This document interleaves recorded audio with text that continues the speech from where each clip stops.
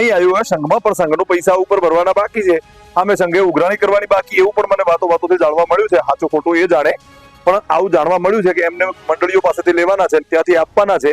એટલે વચ્ચે પીસાવાનું ખેડૂતોને છે. સંઘમાં શું કર્યું, સંઘના ચેરમેને કે કમિટીએ શું કર્યું એ ઠીક છે, પણ એના માટે કરીને પીસાવાનું એ ખેડૂતોએ છે. ખેડૂતોને મળતું નથી અત્યારે ખાતર, અને એ જ મોટો વિકટ પ્રશ્ન છે કે ખેડૂતોને ખાતર આ 3 વર્ષથી નથી મળતું. તો સરકાર એના માટે વિચારણા કરે અને તાત્કાલિક ધોરણે લાખણીના ખેડૂતોને ખાતર મળે એવી વ્યવસ્થા ગોઠવે.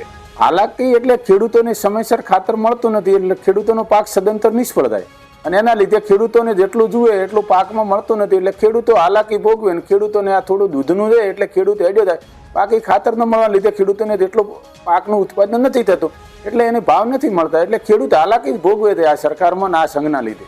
લાખણી સંઘમાં બીજી તો વધારે મને ખબર છે, સંઘની આગળની ખબર અમે નથી, એટલે કોઈ વધારે એમના ઉપરમાં અમે વાત ન કરી શકીએ. પણ અમે એવું કહીએ કે અમે ખેડૂતો બહુ હેરાન થઈ રહ્યા છીએ. બાકી એમને આગળ શું કેવી રીતે અટકાયેલા છે, લોકો એવું કે કાલના પેપરમાં અમે વાંચ્યું તો મેં કે કોઈ પેમેન્ટ નથી ભરી શક્યા એટલે આઉટ કરી દીધેલા છે, એવું અમને વાયા મીડિયા જાણવા મળેલ છે. હાલે સવારમાં 7 વાગ્યાના ખેડૂત હેરાન થઈ રહ્યા છે, બરાબર. એમને 2 થેલી ખાતર એરિયાની મળે છે, અને છતાં મળતા પાછી શોર્ટ રહે છે. ખેડૂત અડધા પાછા થાય, અડધા લઈને જાય, એટલે કોઈ પૂરતો ખાતર મળતો નથી. સંઘમાં તો આ છેલ્લા 3.5 મહિનાથી નથી સાહેબ, અને 10 થેલીની જરૂર પડે તો એમને 5 થેલી કે 3 થેલી મળે તો અડધો પાક થાય ને અડધો ના થાય. અત્યારે વરસાદને લીધે ખેતી તો બગાડ છે, પણ થોડા ઘણો ઘાસચારો બચ્યો છે અને થોડા ઘણું વાવેતર બચ્યું છે, એના કારણથી ખાતર નાખા તો અમારી રોજીરોટી